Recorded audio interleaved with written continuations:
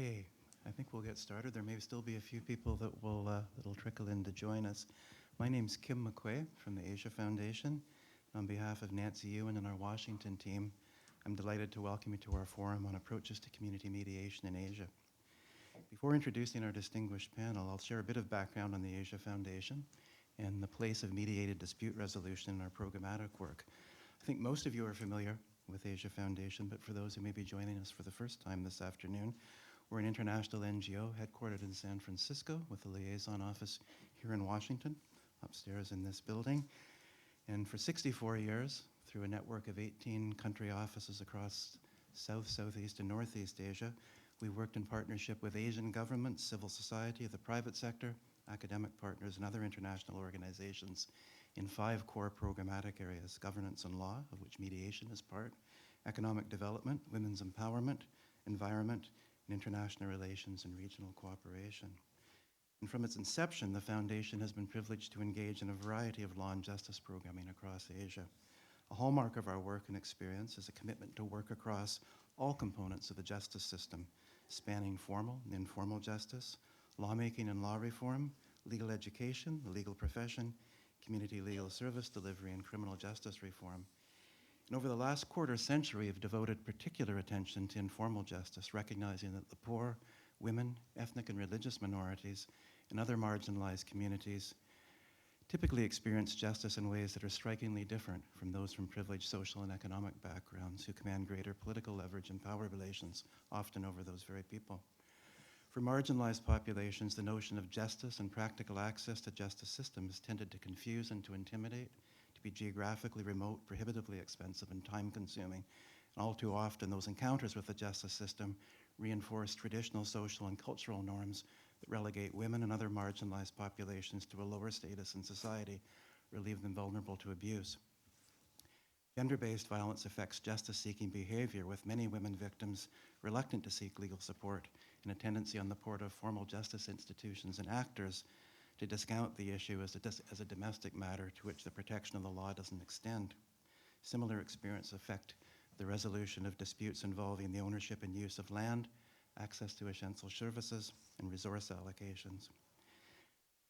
The Asia Foundation has been privileged in several countries, including Sri Lanka and Nepal, to support informal justice platforms led by government, civil society, academic partners, or the private sector, often in collaboration. These programs have brought justice closer to the day-to-day life experience of marginalized population, demystified rights and responsibilities, and facilitated the efficient resolution of disputes that might otherwise not have been adjudicated or been lodged in the courts for years.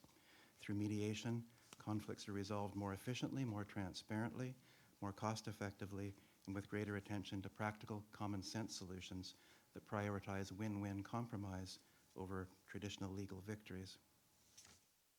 In many cases, the mediation platforms that we support are rooted in traditional cultural practices that go back generations. In recent years, as our speakers will share, we've supported local efforts to extend and adapt mediation to address a broader range of challenges. Those include ethnic and political conflict, disaster recovery, and environmental protection. So we'll hear 3 perspectives today, some highlights of the work of the Foundation in Sri Lanka and Nepal, as well as the broader Asian and international experience of the World Bank. I'm going to introduce our 3 speakers, one after the other, rather than in succession later. I'll invite each to speak for 12 to 15 minutes, and then following the presentations, we'll open up the floor to questions and answers, and we would be delighted, particularly from those of you who are practitioners or interested in this area, to pull your own experience into our conversation as well, too. Our first speaker this afternoon is Dinesha de Silva, our country representative for Sri Lanka, and a dear friend and colleague with whom I've been privileged to work since 1991, when we were 10. Dinesha's vast international development experience includes economic governance, the rule of law, access to justice, and conflict resolution. Our Sri Lanka country program bears the signature of Dinesha's deep knowledge of country context, the complex political dynamics, and her talent for programmatic innovation. Dinesha served in a series of representational and project management roles in Sri Lanka and with our Washington office for 2 years. In addition to her work with the Foundation, she served with USAID's Colombo-based Private Sector Development Office, and as an economist, for which she trained originally with the Environmental Foundation of Sri Lanka and the Central Bank. Dinesha holds a bachelor's degree in economics from Georgetown and a master's from Columbia. Our second speaker, Preeti Thapa, is Director of Justice and Governance with our Nepal office. A lawyer by training, Preeti brings 2 decades of experience in law and justice, gender, peace building, and governance. She's a skilled mediator, a certified master trainer, and Dean of Nepal's dynamic community of mediation professionals. She's played an instrumental role in the growth of mediated dispute resolution in Nepal, spanning 14 districts. More than 4,000 community mediators trained by Preeti are under her watch, 1/3 of whom are women. She's a valued resource to government counterparts in Nepal, technical support to the Ministry of Justice on mediation laws and regulations, the launch of the local peace committees by the Ministry of Peace and Reconstruction, and political dialogue under the auspices of the Nepal Transition to Peace Initiative. Not only focused on Nepal, but she's a seasoned speaker in sharing that experience across Asia and internationally. She holds a bachelor's degree from Tribhuvan University in law and a master's degree from the University of New Hampshire Law School. And finally, we're delighted to welcome Dr. Michael Woolcock as our third speaker. Michael is the lead social scientist with the World Bank's Development Research Group, where he's been based since 1998. His current research focuses on strategies for enhancing state capability for implementation, on crafting more effective interaction between informal and formal justice systems, and on using mixed methods to assess the effectiveness of complex development interventions. He's one of the founders of the World Bank's Milestone Justice for the Poor program. He's a prolific writer and scholar of development practice, including teaching duties at the Kennedy School. He's authored more than 75 journal articles, book chapters, and co-edited 10 books, several of them acclaimed prize-winning books. He recently returned from 18 months in Malaysia, where he helped to establish the bank's first global knowledge and research hub. You will gather when Michael speaks that he's an Australian national, received his undergraduate degree from the University of Queensland, and his MA and PhD in sociology from Brown University. And with that introduction, Dinesha, I'll invite you to lead off. Good afternoon, everyone. I'm pleased to be able to say a few words about the Community Mediation Program in Sri Lanka. The Asia Foundation's involvement in community dispute resolution in Sri Lanka began in 1988 when the Mediation Boards Act number 72 of 88 was passed. This act and its subsequent amendments provides the legal framework for the establishment and implementation of the Community Mediation Boards program in Sri Lanka. My presentation will provide a brief history of mediation in Sri Lanka, discuss the general approach and structure of mediation, talk briefly about mediation as it has evolved over time in Sri Lanka, and then provide a quick snapshot of a new land mediation program, and then reflect briefly on some strengths and weaknesses of the system and some challenges that remain. Historically, the culture of resolving disputes amicably is part of Sri Lanka's dispute resolution culture since the time of ancient kings. The Gam Sabha system provided citizens with informal community dispute resolution from the 5th century BC up through several centuries of Dutch and Portuguese colonization, after which the British introduced village committees in 1871 and rural courts in 1945, trying to continue that tradition.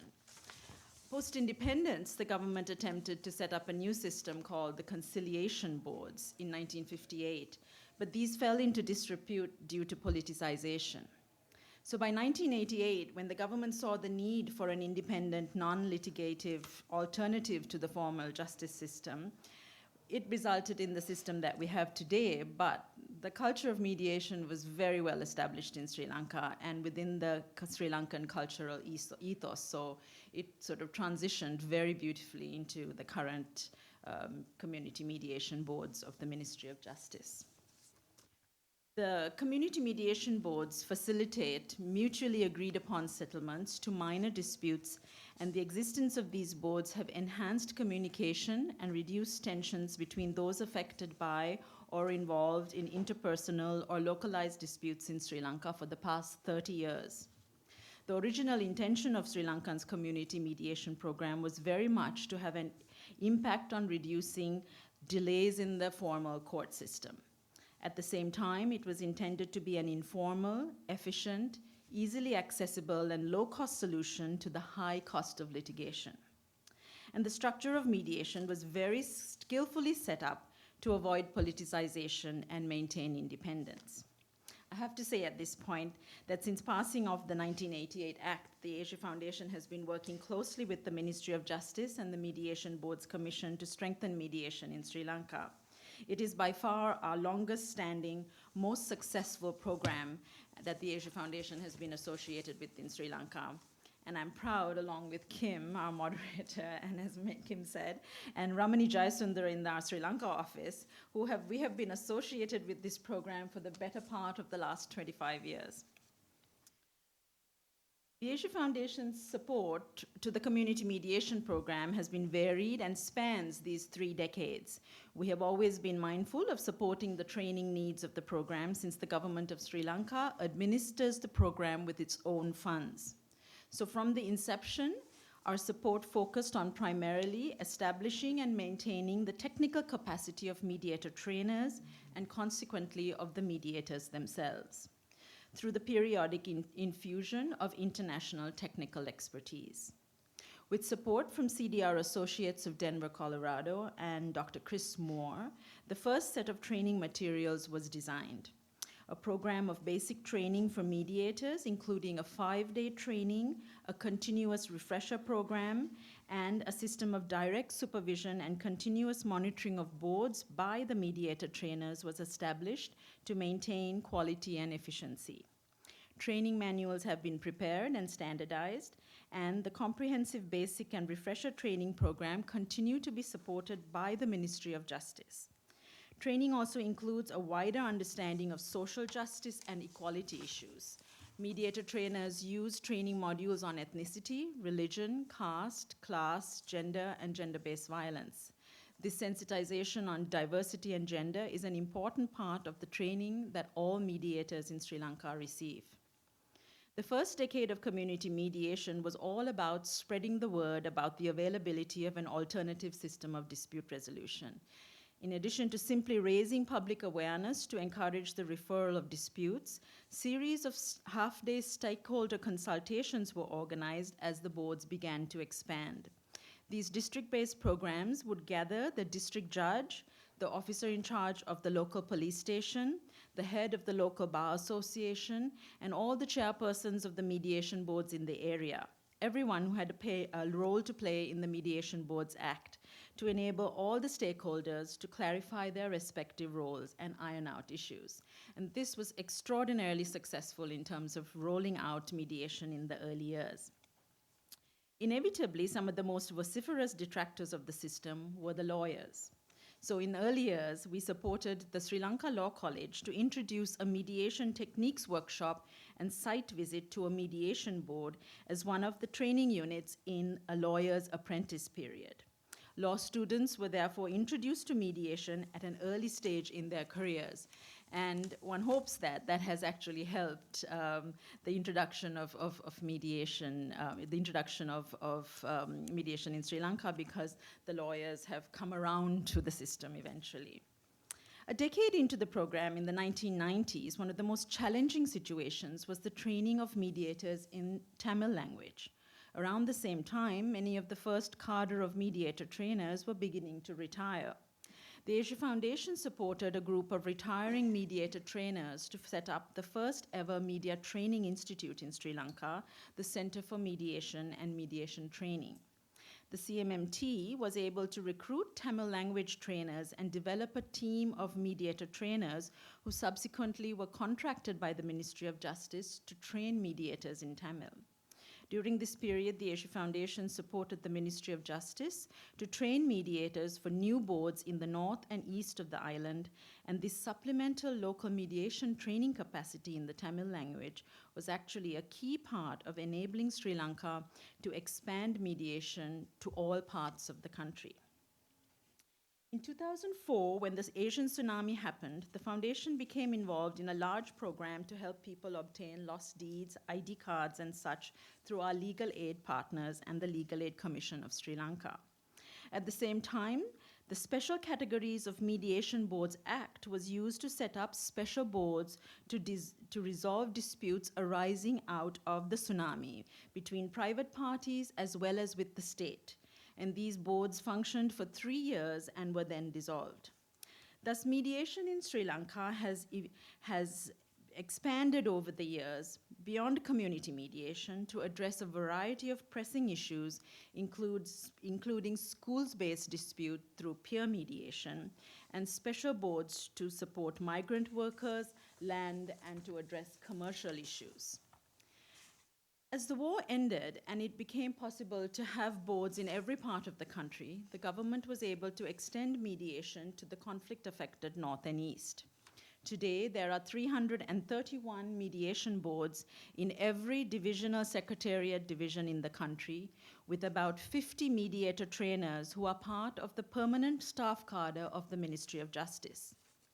However, the backbone of mediation in Sri Lanka remains the over 8,400 volunteer mediators who work tirelessly on weekends to resolve the more than 250,000 disputes that are referred to the boards each year. Disputes are referred by the courts and the police formally, by banks and financial institutions, and individual cases can also be brought forward personally. The Mediation Board Act requires that all civil disputes up to the value of rupees 500,000 and minor criminal issues, they're mandatorily required to be referred to mediation before they come into the court system. Thus, the types of disputes that come to the mediation boards vary across a wide range. Over the years, family disputes and other civil disputes, such as land matters, have been routinely referred to mediation.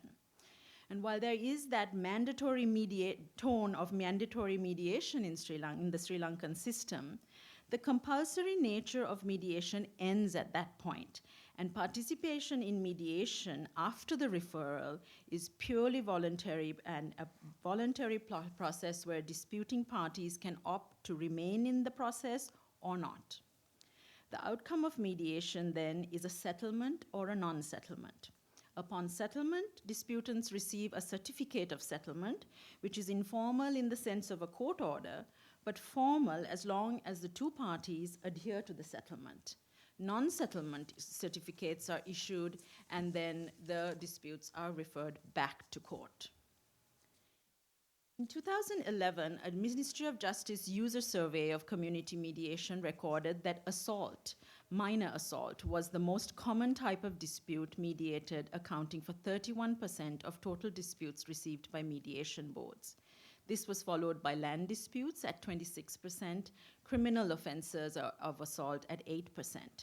However, since the increase of the threshold value of disputes to 500,000 rupees 2 years ago, money matters have begun to dominate the type of disputes that are referred. And you will see in this current breakdown of types of disputes that 62% of the current cases coming to mediation, community mediation in Sri Lanka, actually now relate to money matters. The Sri Lanka Mediation Program has been a role model for many new programs. In fact, the foundation facilitated visiting delegations from Nepal, China, Mongolia, and Laos. The Sri Lanka system is unique, and its mix of volunteerism, government oversight, and independent supervision through mediator trainers is quite unique. This hybrid system promotes independence and sustainability. And while the system is quite unique, I think there are valuable lessons for the program that can serve as a model for other systems to emulate. That said, there are a number of challenges that Sri Lanka continues to face in its mediation program. The lack of representation of women and youth among the mediators remains a key challenge. In most mediation programs, you find retired principals, retired government servants, and they're primarily male and over 60. Currently, only 20% of the 8,500 mediators are women. Over the years, ensuring effective monitoring and evaluation of the system has also been challenging. The Asia Foundation has supported government efforts to improve recording and documentation of disputes through an SMS reporting system and a development of a computerized tracking system. Perception surveys and qualitative studies are also helping to better understand people's experience during mediation and their satisfaction with the system. One of the key ongoing challenges arises from the increasing number of commercial matters or money matters that are coming before the courts. These are matters of loan defaults, leasing defaults, bank matters, which don't do well in a system that focuses on getting to root causes of a dispute. After all, once you take a loan, you have to pay for it. And inevitably, all the mediator can do is to reschedule your loan. So as the system evolves, it is important to ensure that inappropriate expansion does not constrain the effectiveness of the program. In this regard, I'd like to take a moment to focus on land mediation. This is an exciting new development in community mediation, particularly focusing on addressing the land issues faced by those affected by the war, but with the potential to expand island-wide. These new special land mediation boards were established in September of 2017, and they started sitting in January of 2018. They are now currently functioning in Jaffna, Kilinochchi, Trincomalee, and Batticaloa, and are likely to be expanded to 3 other districts as well. This addresses a very important set of problems that will go a long way to support national reconciliation in Sri Lanka, and it was in fact a recommendation of the Lessons Learned and Reconciliation Commission, which we then took forward and helped the Ministry of Justice to set up these boards. And as you can see, 1,000 cases have come to these boards since January of 2018, and 190 of them have already been settled, 135 are being heard, and 567 are still pending. During the past 30 years, mediation in Sri Lanka has become a popular, widely accepted, and accessible form of alternative dispute resolution. The community mediation boards are a source of strength at the community level, ensuring peace and harmony among neighbors and community members, and preventing the escalation of disputes and providing win-win solutions to minor disputes at the local level. The Asia Foundation is proud to have been associated with this unique and very successful program. We have had the privilege of seeing the Community Mediation Board's program grow from a tentative idea back in 1988 to a complete and successful dispute resolution system that is in every divisional secretariat in Sri Lanka and accepted and valued by all communities in the country. Today, about 200 to 250,000 cases come before the boards, with about 50 to 55% being resolved successfully. Mediation is exceptionally successful in Sri Lanka due to the extraordinary level of government commitment, the commitment of the people who serve voluntarily as mediators, the comprehensive training and evaluation process managed by the ministry, and the independent commission that oversees appointment of mediators. I'll end there. This is my office. I just put the picture so that you can see this is the Sri Lanka office. Thank you. Thanks very much, Dinesha. Preeti, we'll now hear from you in the Nepal work. Good afternoon, everyone. I'm happy to talk about community mediation program in Nepal. We've been doing community mediation for the past 17 years. And as Dinesha said, in Nepal, we also had a very strong culture of going to the third party to solve disputes. And it is not necessarily mediation. It's a combination of mediation, arbitration, and even adjudication. But we had this culture of going to the third party. And in Nepal, like, the third parties are always powerful males, or it's hereditary, and the traditional village heads used to mediate cases, and those systems had its own biases towards marginalized groups. And we started working on mediation because there was a need, and there is still the need for community mediation, because formal justice system is very inaccessible, and especially for women and rural people at the rural communities. Even people who have money and time to access formal systems, they are deterred by the biases they face in the formal structure and the time it takes to get a decision. So there's a big need for people to address their problem quickly and easily. And in Nepal, there's lots of stigma attached to going to a formal system. They feel that, oh, it's a social prestige, like people should keep their own things inside the house to promote harmony at the family level, at the community level. So going to formal system is not taken positively. And then we had a traditional system of dispute resolution, but due to migration, urbanization, this system is breaking down. And traditional systems, they have their own biases towards women, because Nepal is a patriarchal society. We have a caste system, and like there's lots of biases on that. And conflict and social unrest pose threat to individual rights. People need quick, effective mechanism to talk about their problem rather than to avoid the problem, which can escalate into a violent conflict later. So in 2001, we started working on mediation to promote access to justice at the local level. And with 2-3 years of our practice, what we found was it is doing much more than just resolving disputes. It was building relationship between families, between different caste, class, gender divides, and it is building social harmony at the community level.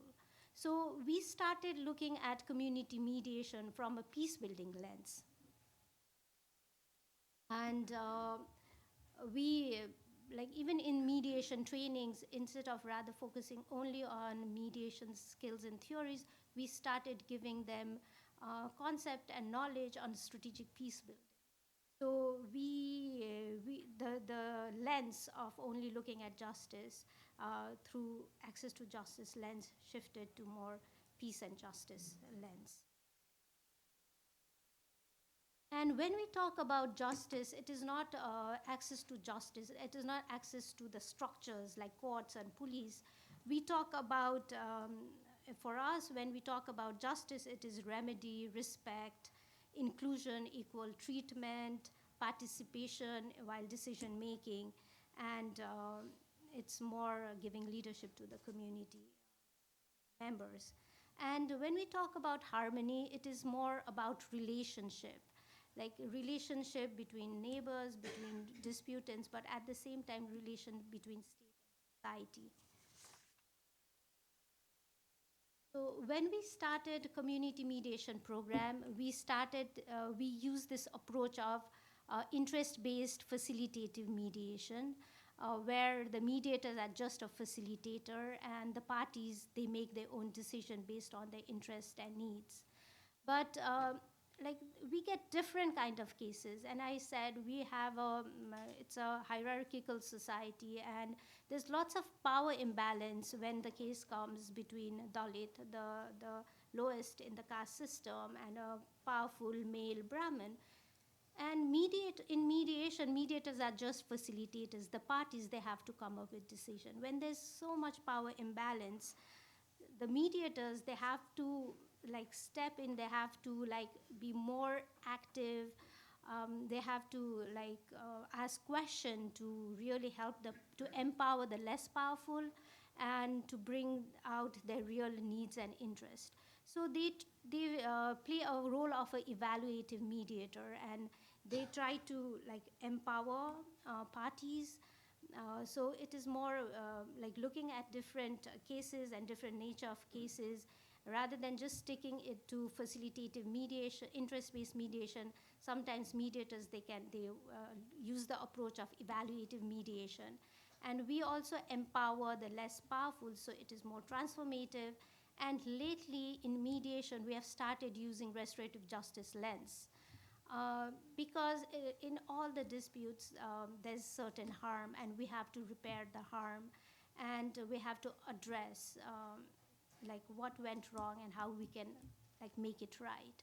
So we have started using restorative justice lens, and especially using this lens has helped us to deal with gender-based violence, and especially domestic violence cases. So we, in mediation, we get all kinds of cases, and all civil cases can be mediated. We cannot mediate criminal cases, that's against the state. So it started as interpersonal dispute resolution process, but lately we have been um, like mediating complex multi-stakeholder disputes that's related to identity, policy, natural resource, development disputes. So now, like the mediation, which started from interpersonal, is now like dealing with complex cases. So in 2001, when we started working on mediation, we worked only in 12 districts. Now we have like gone more than that. Currently, we are in 21 districts. Post-earthquake, we scaled mediation program to new areas, like seven highly earthquake-affected areas to deal with earthquake-related disputes. Um, we have worked, like Asia Foundation does not implement the program directly. We work with civil society, 8 NGO partners. We are developing their skills so that the local civil society, they like can do more. Even after we phase out, they can do more program, and so that it is sustainable at the local level. Right now, till date, we have trained more than 8,000 mediators, out of which 48% are women, and more than 45% are from marginalized community. We have received more than 36,000 application requests for mediation, out of which 85% of those cases got resolved through mediation. After the mediation, like after 3 to 6 months, we go back to the disputants to talk, to check whether the status of their case or their agreement. So 90% of the parties are fully satisfied with the mediation process, with the role of mediators, and 96% said that their relationship improved after the mediation. And when you look at the disputants, 38% of the disputants are women. Uh, in the formal, like in the traditional system, like women barely brought their cases to the third party. But in mediation, because the mediators are from their own location or from their own community, they feel more comfortable. And we have a large number of women mediators that also make women more comfortable to bring their cases. So we have like more women coming and accessing mediation than going to the formal justice mechanism. And even like there's a high number of marginalized community coming for mediation. So when we train mediators and when they went and started doing mediation, what we realized is like they are not doing mediation exactly as they were taught in the trainings. And they were doing different things in different ways. So what we started doing was we did an action research for 18 months to see what are the Nepali approaches that is making mediation program a success at the local level. What is making mediation success? So we did the action research, and from the lessons learned, we incorporated and we revised our training materials to make it more appropriate to the local community. When we first trained the mediators, we had called 2 consultants from America, and they put all the training material was designed as it was used in US. But in Nepal, it was not like the principles were useful, but it was not translated exactly as it was written in the training curriculum. So we did that, and with the action research, what we realized is like one-time training is not very useful. So it has to be accompanied by different other trainings and on-the-spot coaching. So our training is not one time, it's 30 to 36 month cycle, and we bring them back to classroom like periodically. And at the same time, to make this program more sustainable and more for the mediators to own this process, we helped the mediators to form a network so that they can like voice their opinion to change the policies or to amplify the voices to change policy. And like most of after the basic mediation training, we have designed lots of training materials. Like we have designed training materials on multi-stakeholder mediation process, gender, we have a gender manual that is very intense and advanced. We are designing specialized training on land. But in all these, like before designing all this training material, we do action research. And action research is done by the mediators, and whatever the lessons learned, we incorporate that to design a training material. So all the training materials are based on actual practice. And then lately, it's been 3-4 years that we have linked community mediation program with other service providers, such as legal aid, psychosocial counseling, health providers, shelter homes, because mediation is not a standalone program. And when we talk about holistic program and justice, mediators cannot do much, and we have to link it with other service providers. So we have done that, and what we have also done is we have linked it vertically. So in mediation, we can trace a pattern, like but mediation is to resolve dispute. But to transform dispute, we have to work with much more bigger community. And we have to work with the policymakers. So we have linked mediation program with our dialogue forums. Dialogue forums are at the provincial level, at the higher level, and in the dialogue forum, the dialogue forum is an informal forum where the political party members, government, civil society, they all sit together to talk on contentious issues. Like mediation can trace a pattern, but to make a policy change, we have to have this bigger, higher level dialogue so that we can work on transformation. For example, in mediation, there was lots of wage disputes that come there. But to change this discrimination against women and male getting different pay to do the same work, we have to change the policy. So the mediators, they went to the dialogue forum. The dialogue forum, they hosted like dialogue on equal wage, and like after periodic joint meetings and separate meetings, we did get a policy change. So this is how we are linking it vertically and horizontally with different stakeholders. And in mediation, because this program is going on for 17 years, we have been able to trace transformation at different layers, like personal, relational, structural, and cultural levels. Like mediators, because of their work as mediators, we recently had local elections, and these people got the ticket to run the local elections, and many of the mediators, they won the elections. And when we went and asked them, they said that the role of a mediator was one of the contributing factor for them to be elected as local leaders. And this program has built a relationship between the state and the society.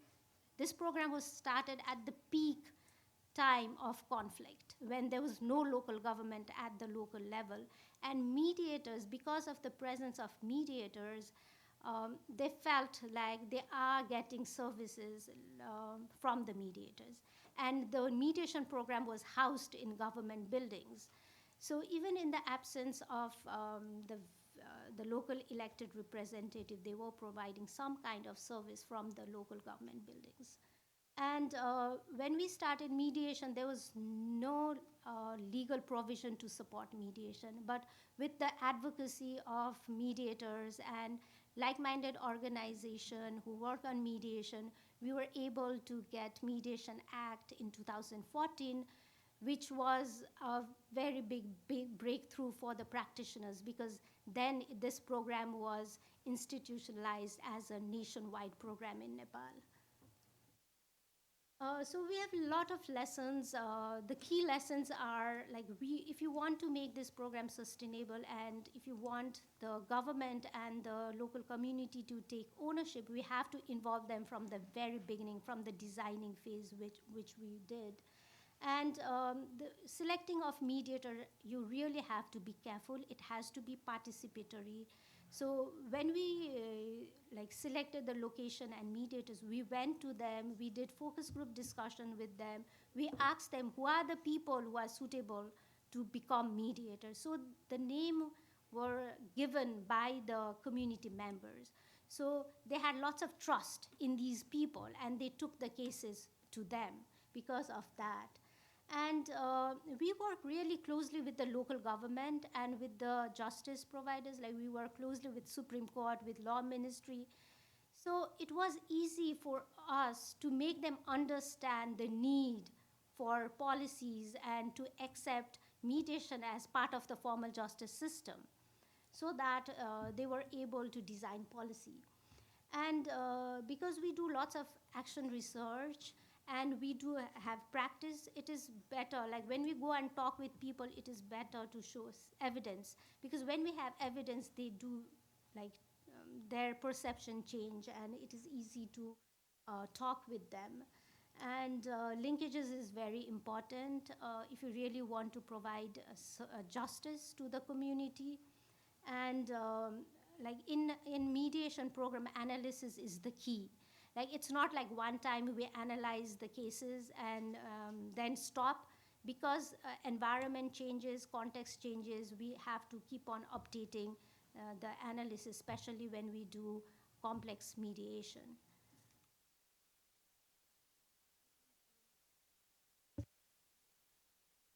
Thanks very much, Preeti. We're now going to step outside of the programmatic experience of Asia Foundation and invite Michael to share some broader experience from his work at the World Bank. Very good. Thank you for inviting me here. Thank you to all of you for coming.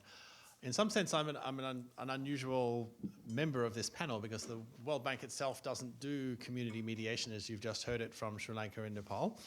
The World Bank you know and love sort of does big infrastructure projects and provides technical assistance. So why would you have someone from the World Bank sort of at the tail end of a presentation like this? Well, I think you would at least have the Justice for the Poor program represented here, because we were an intrepid attempt to try and really engage with development problems in a very different way and at a very different level. This particular idea for doing this work in this way, which I'll describe shortly, came initially out of experiences in Indonesia in the immediate aftermath of the fall of the New Order government, the Suharto government, a major vacuum of power at the local level, but also a very strong need for the international development community itself to reimagine how it was actually going to function in these kinds of places, given that the World Bank was on record as claiming that Indonesia was the jewel in its crown just a few years or months before the whole system fell apart. So there was a big opportunity there that a team, especially in the social development department, seized to be able to try and, in this post-autocratic space, rethink how state and civil society were going to work together. And that happened to coincide with when I just joined the World Bank. So I was given as literally my first mission with the World Bank and the first big research project that I undertook to try and get a better empirical handle on how these big community-driven development initiatives, as we call them, how they were functioning and how were they able to, or whether and how were they doing this work of trying to reimagine and reconnect state and civil society in this proto-democratic space in the immediate aftermath of the 1987 financial crisis and then the 98 transformations.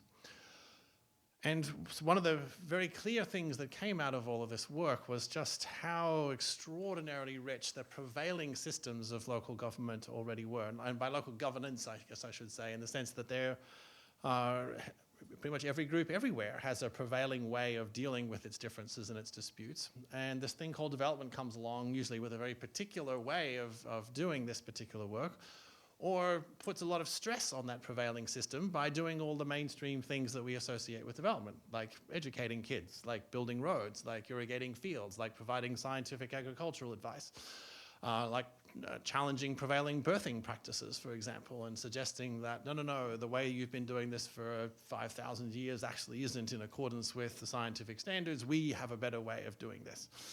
And that's an existential challenge for any group anywhere, but when it's done in the name of development and it's scorecarded and produced and arrayed around key performance indicators and dashboards and all the rest of it, the kinds of challenges that we end up dealing with don't always fit very neatly into that empirical space, that epistemic space. And they just create a lot of tension. They create a lot of conflict. And our team was just really interested in trying to examine more closely the conditions under which some of these disputes were resolved relatively amicably. Some of them ended up getting stuck for years in a non-resolution and just building up a lot of pressure. And some of them occasionally became violent, where people just got so ticked off with their frustration and the perceived or real injustices being experienced by them that they needed to just find a release valve in that, and that was through violence against persons and property. So this whole idea of which is a long-standing theme in social development, of development itself being an inherently contested process, anywhere and everywhere. By definition, you are transforming a society and you are upending its prevailing way of doing things and trying to move it somewhere else.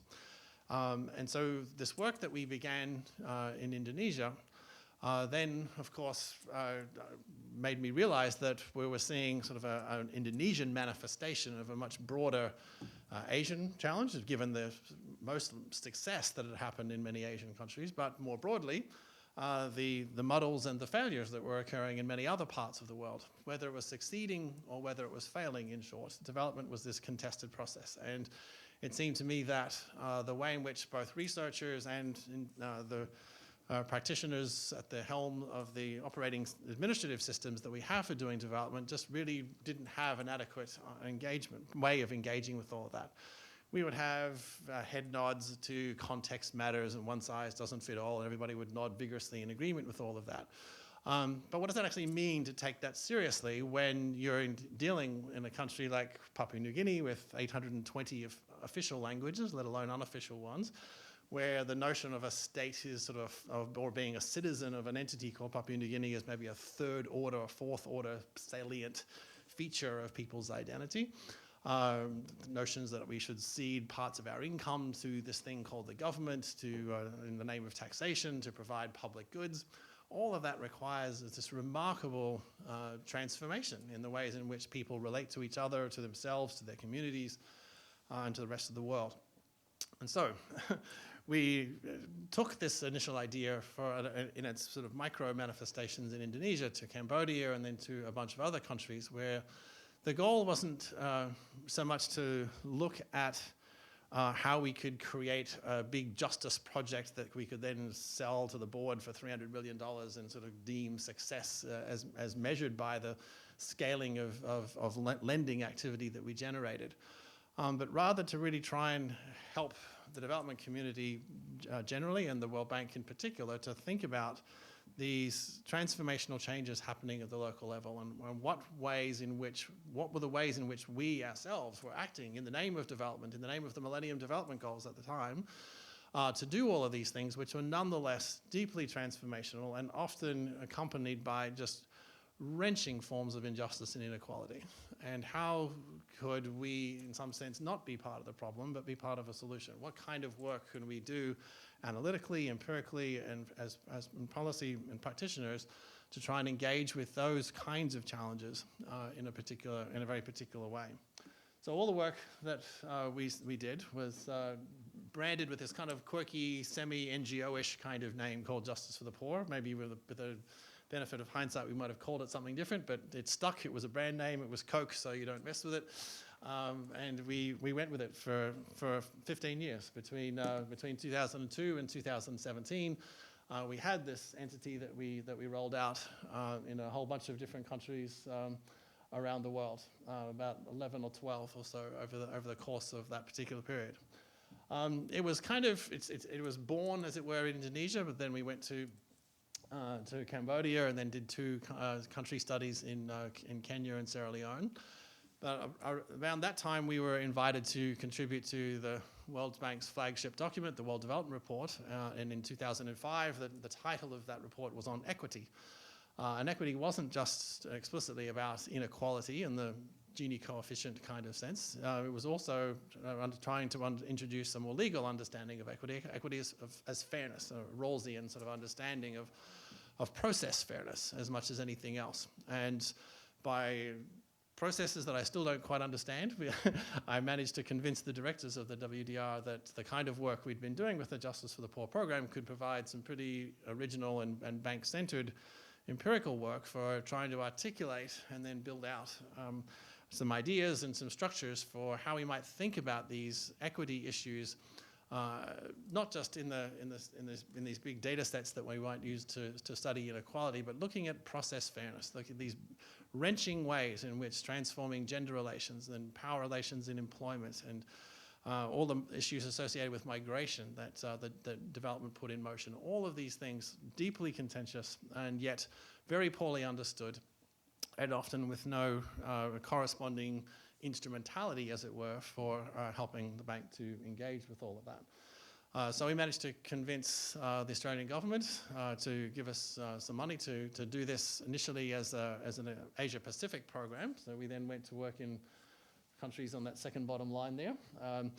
And also with the benefit of some other trust fund money as well, expand out some of the work into post-conflict countries in Africa. But again, this wasn't being done in the name of community mediation. It wasn't even being done as a justice project per se. As I said, we weren't really trying to see project creation as an indicator of our success. Indeed, the legal vice presidency of the World Bank is, historically at least, is an administrative part of the World Bank. It's not a lending arm of the World Bank. So to set up something like this, as we did when it went to scale, inside the legal vice presidency of the World Bank was even quite radical there as well, because we were really trying to fundamentally change the way the legal profession engaged with its own work.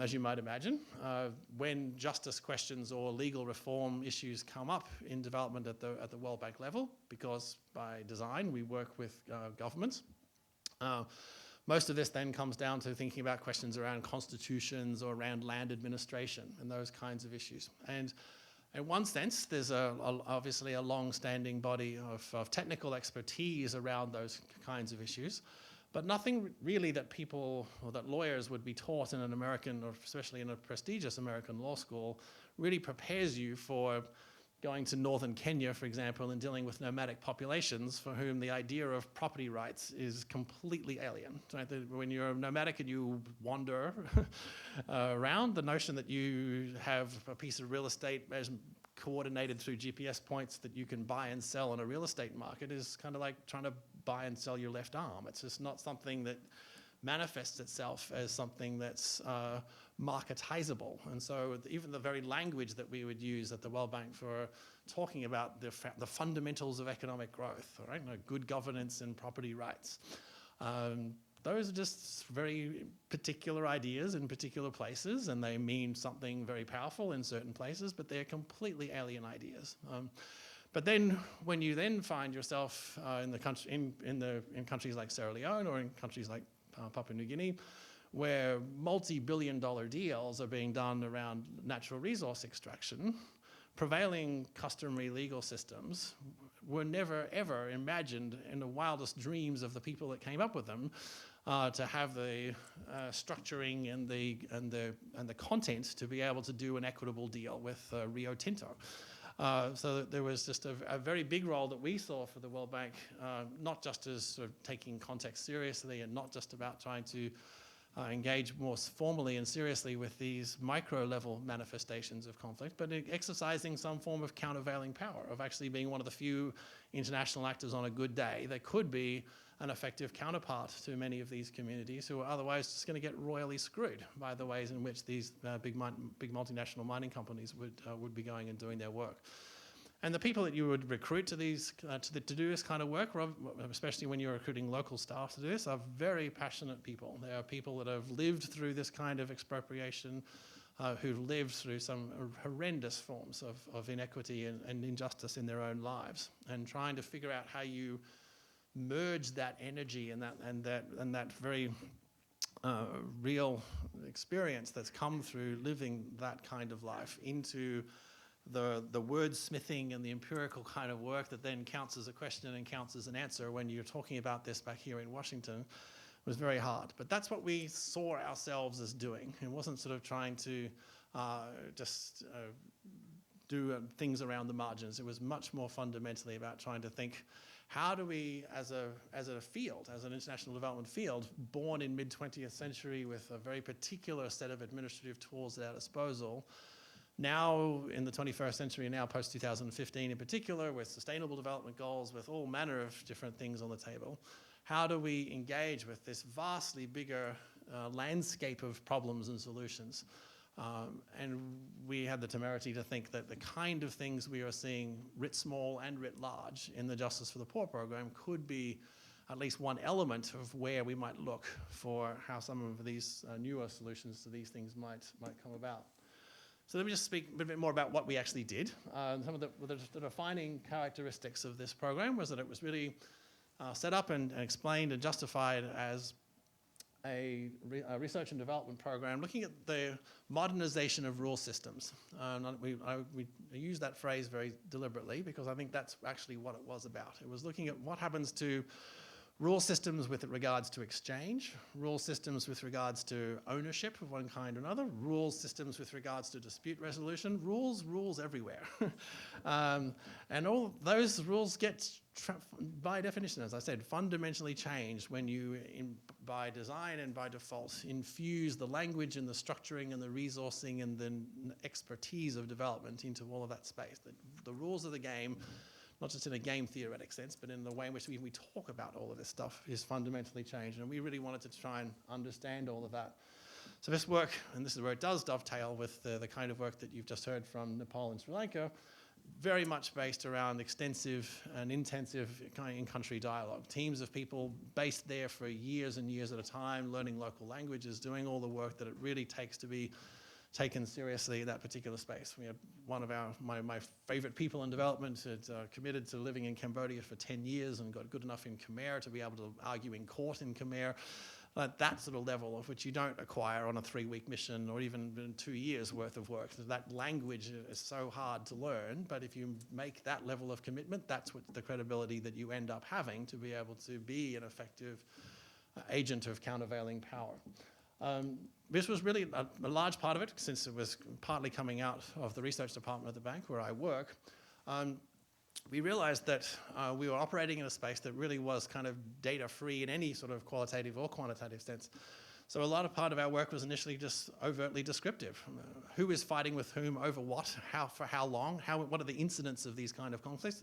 Any of those countries on that list that I showed you before had zero data on any of that kind of stuff. So just to being able to provide a rudimentary mud map almost of the frequency, the intensity and the duration of conflicts that people were having, and particularly the pathways to justice that the poor themselves encountered. What were the routes that poor people took? Some of them could and should have been able to be resolved through a community mediation process, but when that system isn't able or willing to do that work, then where do you go? And then when the next stage doesn't work, where do you go? And so being able to map out both schematically and empirically the ways in which the poor people sought justice, and then looking at the mismatch between what was being sought by the poor from below and what was so often being provided from the top, just because the nature of international development dialogue was, injustice means you're having discussions with the Chief Justice of the Supreme Court. Well, what the Chief Justice of the Supreme Court deems to be a problem with the justice system may or may not accord with the problems that poor people themselves encounter on an everyday basis. And our flagship sort of embodiment of that in the post-Civil War issues in the Solomon Islands was this wonderful multi-million-dollar courthouse and jail system that's met every Geneva standard of cleanliness and space in cells and quality of food provided every day.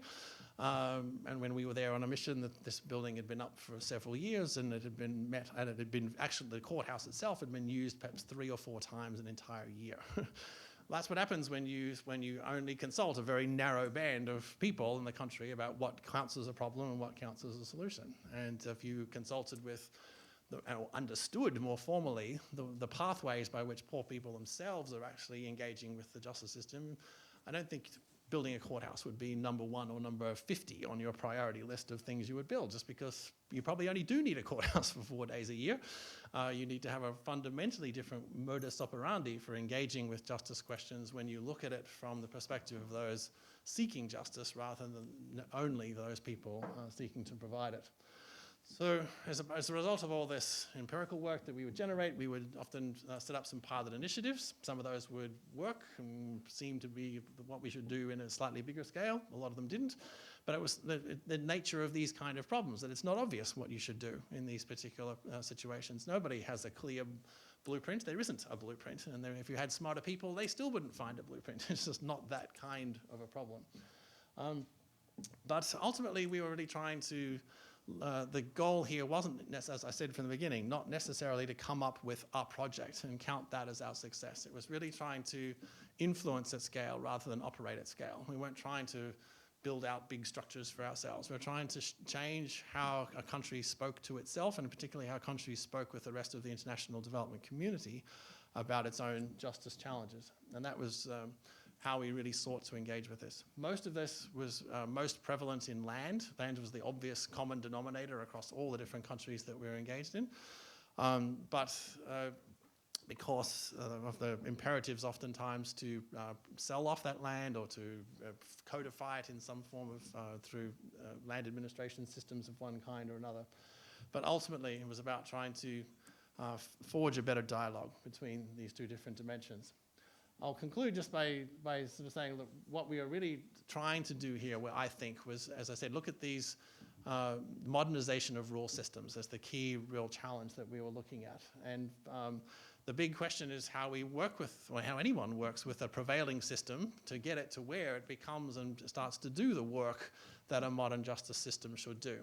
But that has been, the pathway from there to here has been as different in every country, in every state within every country, pretty much that it's ever happened. So there isn't a convergence on a moving towards a standardized solution to all of these things. Justice systems are quintessentially socially constructed. They're invented ways of resolving our disputes, and they work because we deem them legitimate and appropriate venues in and through which we deal with those kinds of challenges. But you have to earn the right to have that kind of legitimacy, and that legitimacy often takes many, many years or to, a quote I only heard from Gordon Brown. I can't imagine he was actually the person that coined it, but I love it. The hardest part about building the rule of law is the first 500 years. And I think that's sort of the kind of challenge that it is, that it takes an awfully long time for a localized system of justice to build itself out into one that we then can go to a Supreme Court a few metro stops from here and see a whole claiming apparatus go into motion to decide the fate of 300 million people. I think the bigger impact for me personally coming out of all of this was the work that I'm now engaged in around building state capability, this broad challenge of how you engage with a prevailing system and try to build out its capability to take on ever more complex and contested kinds of challenges. It seems to me is a development problem that never goes away.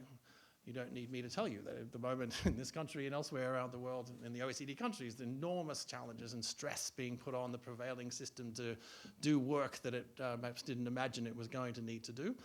Versions of those same kinds of challenges, I suggest, are being put on very, very fragile systems all around the world in the name of building the rule of law. And in the space of justice, you can fake your way to doing all of that. An NGO here in DC a few years ago scorecarded Uganda's anti-corruption law, for example, at the 99 out of 100. Right? You cannot get a better anti-corruption law on paper than what Uganda has. And yet in one of those sort of perverse, beautiful moments a few years ago when I and some colleagues showed up, they're screaming in Kampala in Uganda, the screaming headline in the national newspaper, $200 million DFID development project cancelled because of a corruption scandal. So the ways in which you can go about reform and deem success in reform by getting yourself 99 out of 100 by something that looks like it's going to function well because it looks like a functioning system elsewhere is very different to the way in which that often plays out in reality. And the work that we're now engaged in whole global community of people are now engaged in, is really trying to engage with these questions of implementation, and particularly building out the capability of the designated systems to do that particular work. And I have whatever credibility I have in that particular space, I think because of this 15-year heritage that we have of trying to work very painstakingly with lots of different communities in lots of different countries, seeing the ways in which there's this enormous mismatch between the ways in which the prevailing systems from below deal with their disputes or want to deal with their disputes and find legitimate, accessible, versus the ways in which the imperatives of our big systems that we work for function, and trying to get a harmonization, or at least a more equitable interaction between those domains is really what we're trying to do now. The culmination of some of this, I think, not just I would be vastly overclaiming our causal role, but I think that we were part of a global community that succeeded in getting justice against all predictions, I think, in SDG 16, that is now enshrined, that providing access to justice for all is now a target that we'll notionally be trying to achieve over the next 12 years or so. It's going to be crazy. If you're a master's degree student now, 12 years' time, it's going to be your job to come up with indicators showing that, yes, indeed, your country X has indeed achieved or not achieved all of that. There's just all sorts of shenanigans that's going to go on in that particular space. But for now, at least, we have some brief shining moment when we can say, well, the world in 2015 decided that, against all odds, that finally, after thousands of years of proclaiming it in principle, that in practice we think that access to justice for all is something that really should be a defining universal characteristic of human societies. And unfortunately, our development systems weren't set up to do that.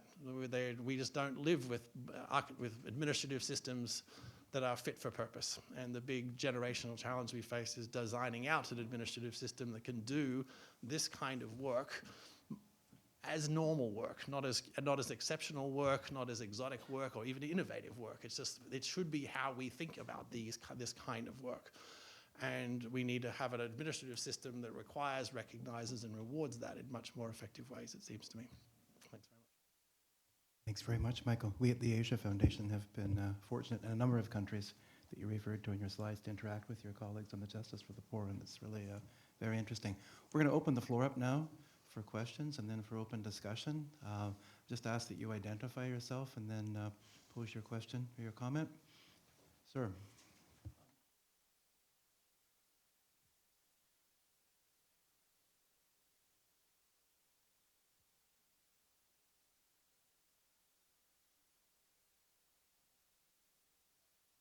Thank you. Yes, we did peace building based on a house building across ethnic lines and using appreciative inquiry. Same thing in Nepal. We did a lot of work starting with conservation and development and women's empowerment, where we found, again, appreciative inquiry played a very helpful role. And I'm thinking today is really important. Today is 9/11, and I think of that war movie where all the bombs are exploding all around, and the colonel looks around and he says, "What we have here is a failure to communicate." And this is 9/11, and what we're talking about is the failure to communicate. And I think the wonderful thing about this panel is that the experts don't have the answer. I always thought of experts, expert is X is a unknown quantity, and spurt is a drip under pressure. and anyway, you have the answers. You have traced your traditional system in Sri Lanka going back hundreds of years, and you've built on that and maybe updated it and maybe added some improvements and so forth. But you're finding that local community decision-making mediation processes work better than formal ones. Nepal, it seems to me, you're finding the same kind of thing that comes from a different tradition, but where your informal, avoiding litigation. I think we have so much to learn from you all, because this is a litigious society, America. Our approach to conflict resolution is not nearly as good as yours. We could use a lot of what you're doing. So that comment on Botswana, we found that the local traditional courts were much more effective than the formal councils and the legal new forms of courts that came in. So I have a question here. To what degree do you actually see, as we did in Botswana, acceptance by the local people of these mediation mechanisms, these more informal mechanisms, compared to the formal court system? In Botswana, we found people much more readily accepted the decisions of the traditional khotla, and more decisions were made, and people were happier with those decisions than they were in the court system. Is that what you both have found? Question number 2. Asia Foundation was involved just before this program in Nepal in a huge women's empowerment program reaching 125,000 women, the Worth program. Asia Foundation did a piece called Rights, Responsibility, and Advocacy. And we're finding that 20 years later, the groups that were formed under that program are still functioning with no external support. And one of the things they said was, when you go back, that one of the things that this economic empowerment savings groups, et cetera, help them with domestic violence and dealing with the conflicts of the Maoist rebellion. So is this program you've got building on that foundation? And my third question comes to Nepal, also to Sri Lanka. We did a lot of peace building and conflict resolution and empowerment, and also building on a streamlined form of appreciative inquiry that we called Appreciative Planning and Action, APA. Is that something that you've found useful? Is it still there? Is it something you have used or can use? Because it was working very well, and we're building it into some new programs. So sorry, long spiel, 3 questions. Thanks very much. Maybe we'll take a couple of more questions before we come back to the panel to comment. Yes. And in RTI in Indonesia. And looking back, it's something that actually was published in 2004. So Michael was involved in Indonesia. And the challenge is the very great value of community mediation, but the ways it can slip up due to what the sociologists call power and information asymmetries. How do you avoid your mediators being co-opted by powerful officials at the local level? And another thing they mentioned, that often in informal mediation, and you saw it in money matters, the money may get repaid, but there are these chronic offenders, and ultimately one needs to address these people in the court. Finally, I think we often found in Indonesia that mediation was often preferred because poor people were frightened of powerful people, but ultimately one had to resort to the legal structure or legal aid or something for certain issues when push came to shove. Thank you. Okay, let's take these set of questions to the panel. Dinesha, would you like to start? To Mr. Odell, right? Question on satisfaction levels. I think that there is a high degree of satisfaction in terms of the resolution that comes out of a mediated solution, and that is because interest-based mediation is used in both the systems in Nepal as well as in Sri Lanka. So it's a facilitated solution, and the parties themselves come up with the solution. And so when it is good, it's very, very good. When it's bad, it can be quite terrible. In the sense of when that solution comes, it comes and it holds as well. It's like as though the market just clears in this perfect spot and it's there. So very often you don't have a backtracking when it's a good solution. When you have the power imbalances that you mention, then those are very hard to resolve. And in Sri Lanka, what happens with those most often is that they do end up going into the court set. There's a non-settlement certificate, and it goes back. Now, in our minds, a resolution rate of around 50 to 65% is actually very good, because it means that it's a genuine solution. When you get higher resolution rates, you wonder that there is someone kind of pushing a solution as opposed to the parties coming to a solution. So a relative number of cases will go back into the system.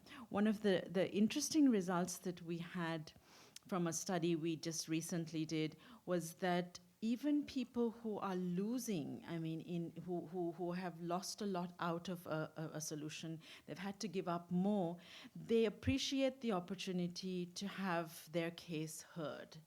And in Sri Lanka, it's also a language issue. The fact that the mediator is able to understand, that they're able to speak in their own language, the fact that they are heard and that the process is a one that they can participate in, that in itself is sometimes more important to the parties than the actual solution.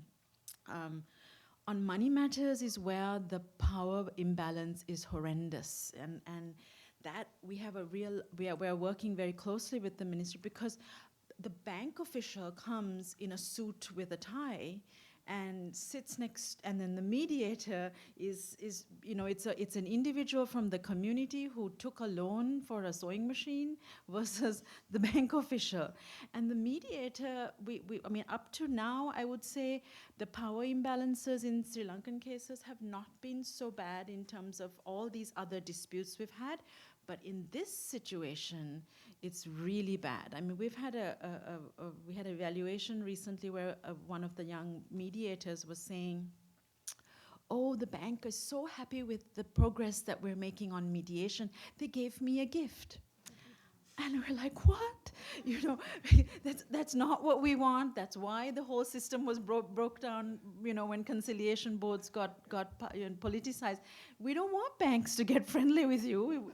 So that is a real problem. And what we are advocating now with the Ministry of Justice is to pull those cases out from community mediation, because the very fact of mediating these commercial matters, these bank matters, is actually clouding the power imbalance, because they are learning what power can do if they exercise it on the community side. So we have some real issues on this, and unfortunately there was a Minister of Justice who decided to increase the threshold from 250,000 to 500,000 overnight practically, and that, because it's mandated in the Sri Lankan law to send cases under 500, everything in dollars, it's like what, $45,000. So when we started in 1988, it was 25,000 rupees was the mandate. So all these minor disputes went to mediation. At 500,000 rupees, you are getting large loans, you're getting land matters that are beyond the capacity of a community mediator, and you're crowding out genuine community mediation. So that we have a real problem with. It's a very long.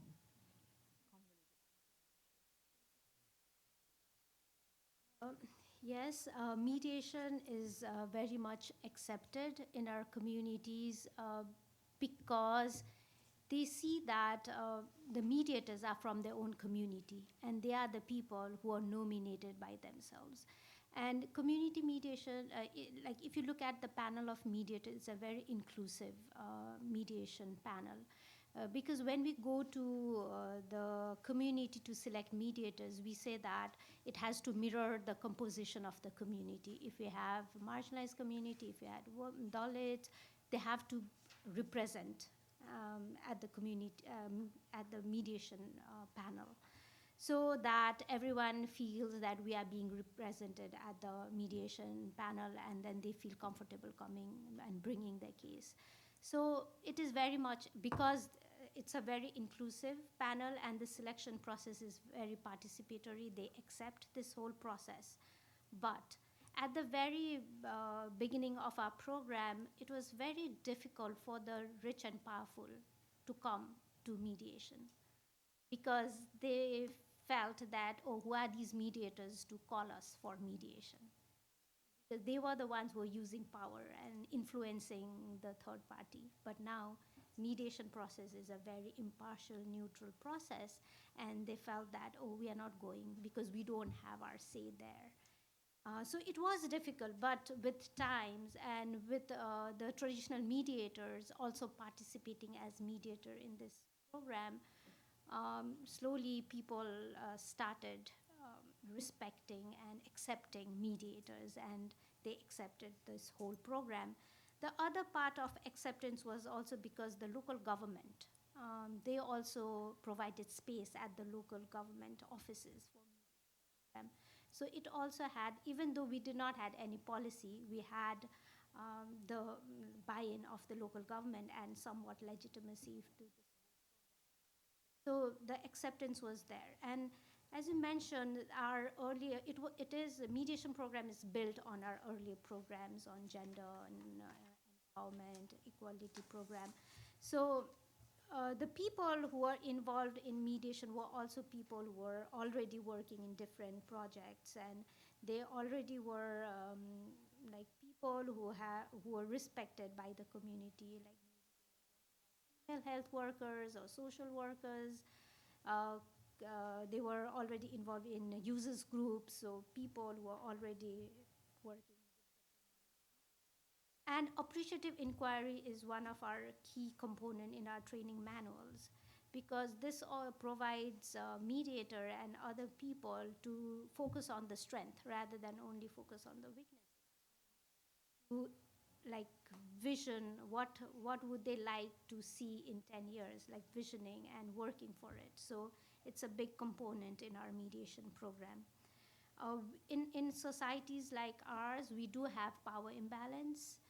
And like earlier when we did our basic mediation training manuals, we were not really focusing on power and power imbalance, because we felt that the process of mediation itself is so like it is very, it's a process that empowers the less powerful.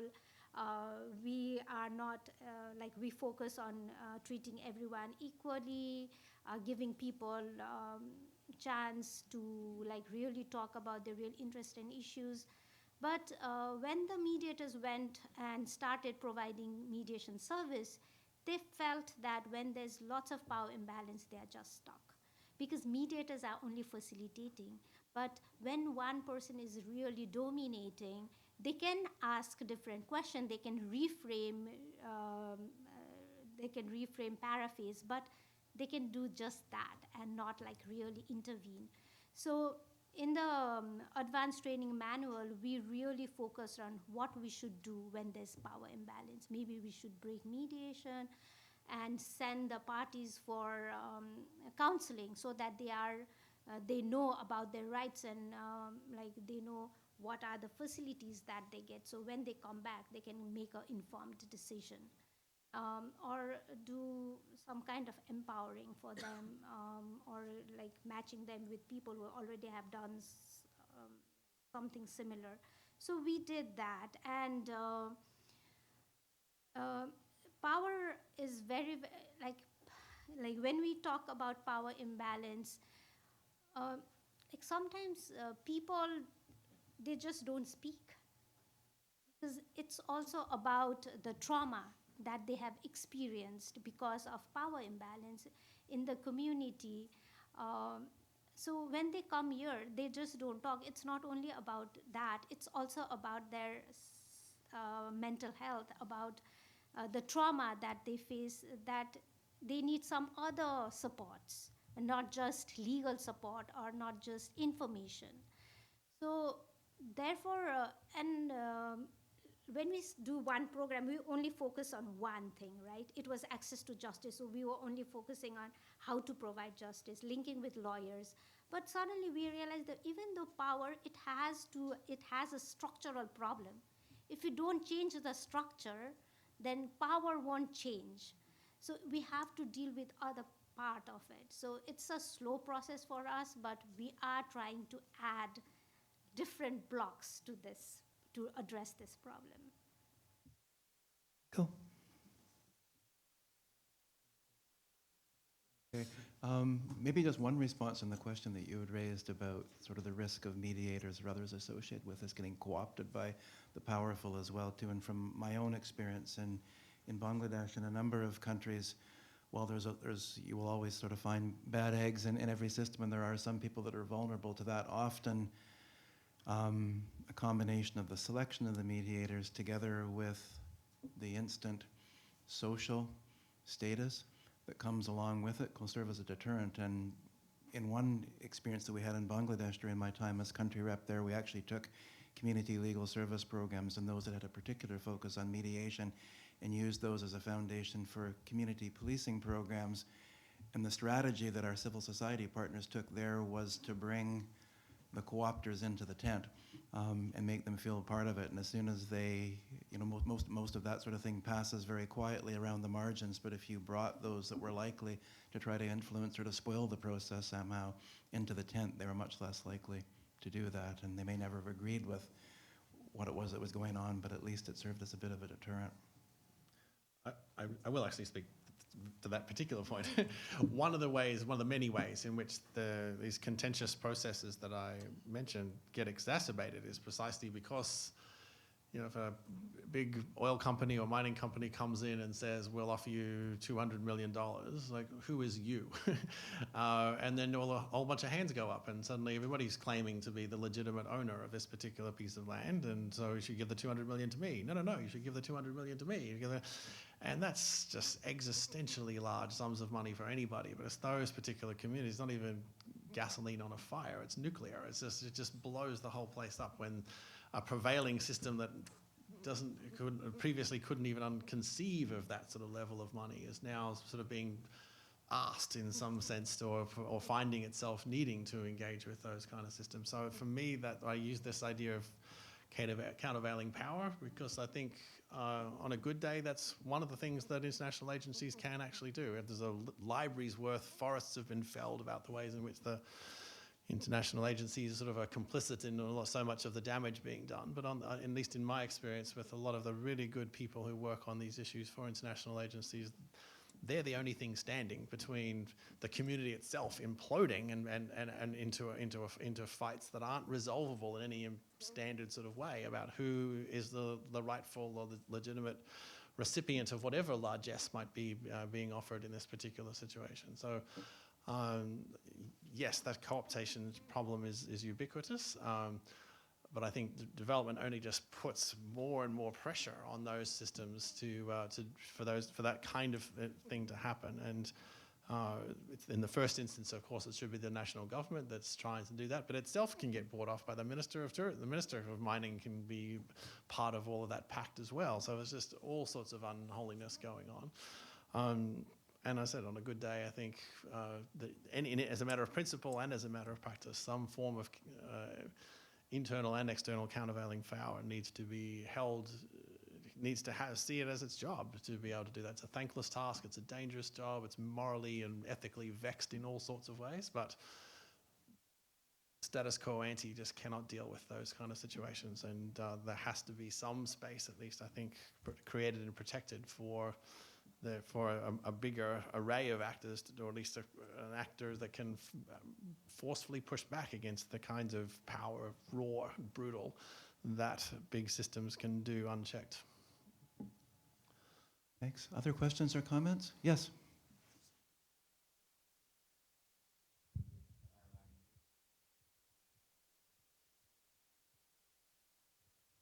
Were there any cases of interreligious mediations within these communities? And if so, were there any unique strategies that were employed? In the Sri Lankan case, you don't find sort of religious issues as such coming to mediation. It's a very administrative system, and it's based very much on a dispute with your neighbor, or an argument that happened at the local bar or something like that. So the interreligious nature of these cases doesn't really come up in that. Your cow walked into my field, and that's what so it's a very administrative thing. And I think that's maybe different from what happens in Nepal. In Sri Lanka, it's very administrative. It's the kind of minor civil disputes and criminal things that would maybe ordinarily get reported to the police or go to a court. There are other mechanisms. There are district-based interreligious committees in Sri Lanka that look at a lot of these kind of religious-based issues that come up. And there's an organization called National Peace Council in Sri Lanka that works on this and helps to set up interreligious committees in all the districts in Sri Lanka. And that's very much religious disputes, issues with temples, with mosques, and so on. We don't see so much of that coming into the mediation system in Sri Lanka. Preeti? We, like in community mediation, we don't get cases like a religious dispute or things like that. But we do get land dispute and governance. And when we dig deeper, it has, like the parties are from different religious group, and this has also played one key component to escalate the violence or the problem. For example, in Nepal, we got a case, and then people said that, oh, it's a very big religious dispute, and it came to multi-stakeholder it came for multi-stakeholder mediation, and it was about the burial ground for the Christian community. Nepal was a Hindu country for many, many years, and post Constitution 2015, it's a secular state. And after that, a little problem with the religious tint started coming, and people every disputes are politicized nowadays.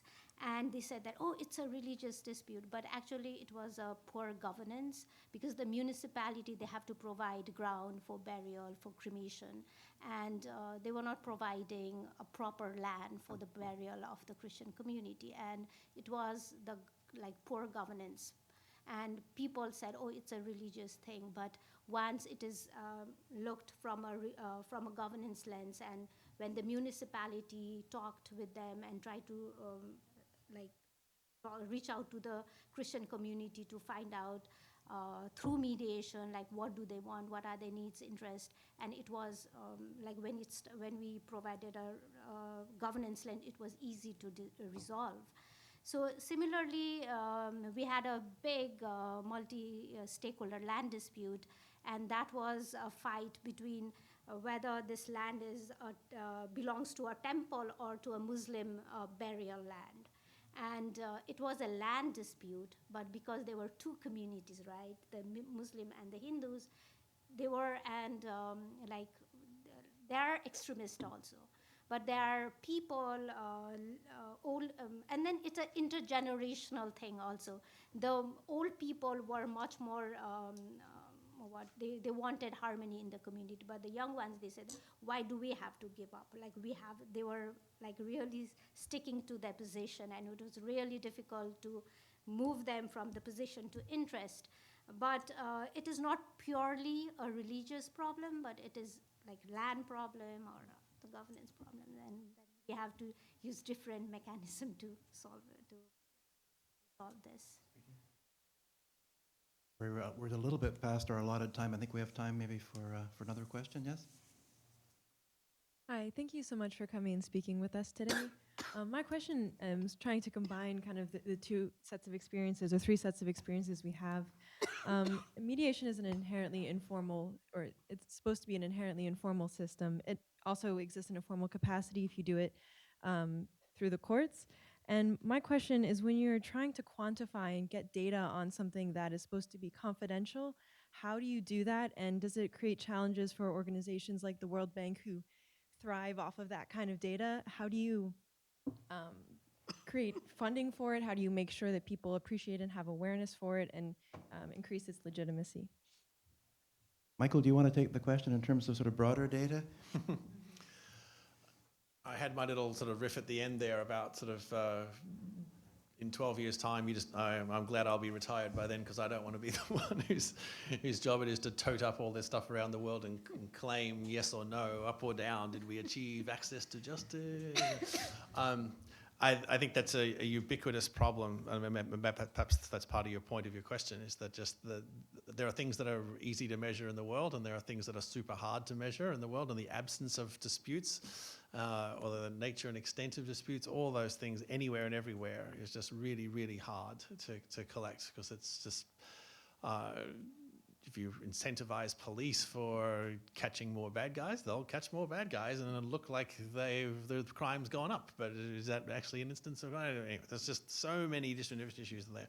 When we were doing this, we just tried to follow standard, what we hope was sort of semi-standard good practice on assuring the anonymity of respondents and of having our own records clear and clean with regards to what we were observing, but what you actually write up and report in articles or for the public domain more broadly is you take all that sort of stuff out. But I think so procedurally, once you've got the evidence on that sort of issue, I'm less concerned about, just because I think there's a standard research protocol about how one deals with retaining the anonymity of respondents. I mean, as a principle. The thing I worry about way more is that it's just that what the numbers themselves, however they are arrived at, are so vexed in the justice space that it's just rife for being able to be used and abused, even when it's been done faithfully. So that's why I think it's a double-edged sword of getting this access to justice thing in there, because as a principle, fantastic. How you would do that, a really nice granular map of the nature and extent and pathways of disputes in Niger. Geez, I have no idea. So I guess that's my response. Is just my concern is up front with thinking about and laying out a strategy for getting hold of it, and then assuring anonymity and the protection of the rights of individuals that may have been otherwise identified through that process. That's a familiar research problem. I think we can deal with that. I'm much more worried about the theory and method we use to get the raw material in the first place. Dinesha or Preeti? We maintain database system for mediation program. Mediation is a very, very confidential process, but we do maintain database, and generally in that we have data on how many cases registered, how many resolved, pending, and then the nature of disputes. And then beyond that, we do a citizen report card, which is anonymous and they don't have to write names. But we give this report card to the people who have taken mediation service, like their satisfaction level, whether the process, whether role of mediator, satisfaction, those kind of, to just check the quality of mediation. And apart from that, we try to check the impact through the transformation. So we do to check the effectiveness of the program. We trace 4 kinds of transformation: personal, relational, cultural, structural, and that's what we keep. We have we trace success stories, we talk with people, but we don't put names and details of the case. All the agreement papers are very, very confidential. We don't show that to anyone. And even when we have to give 1 copy to the local government, but that is also very confidential document. Same with us. We collect sort of routine information. It's the actual dispute and the names are confidential and they're retained sort of locked in these mediation boards offices. But in terms of the nature of the dispute, the type of case, most often whether it was settled or unsettled, what's pending, was sort of what I had up there. That's there for every single board, and that's sent to the Ministry of Justice in Sri Lanka. So there's an actual monthly report that comes out that looks at the settlement rates in different locations and so on. When we started early on, we wanted to make the case, because it was supposed to be an access to justice program. The idea was that there were laws delays in Sri Lanka, and one imagined that there would be a reduction in cases being instituted in the magistrates' courts versus an increase in what was coming to mediation. But it was very difficult to make that connection, because the cases in the magistrates' courts just kept going up regardless. I mean, over the 20 years, magistrates' court cases are still very high. There's still laws delays, and 200 and 250,000 cases are still going to mediation. So we were never able to make that kind of theoretical connection. We also do satisfaction. We don't do it ourselves, but the ministry does satisfaction cases. When we have mediator trainers who are part of the Ministry of Justice, who are routinely doing supervision. So they're doing spot checks on sort of the process of mediation and the result and so on. And that's kind of the difference between the two structures.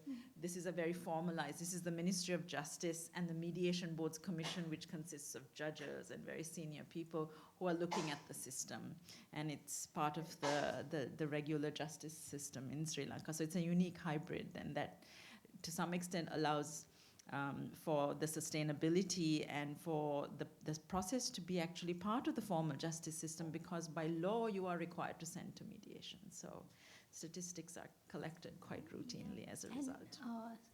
And in mediation in Nepal, we have mediation monitoring committees at the district level, and they monitor.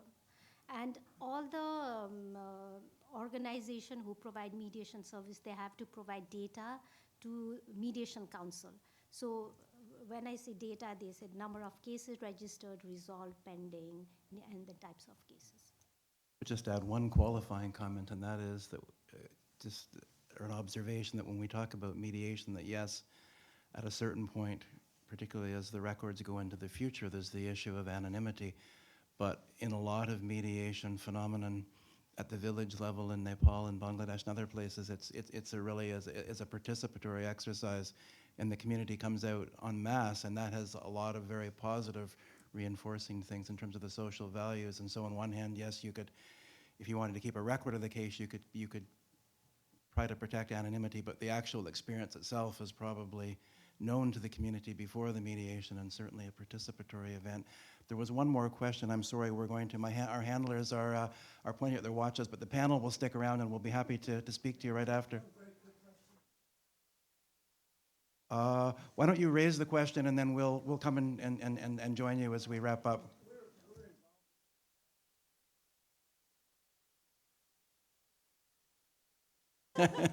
We'll get right on that. Please join me in thanking our panelists. And thanks to all of you for sparing time to join us. I believe there's some materials, if you haven't picked them up already, with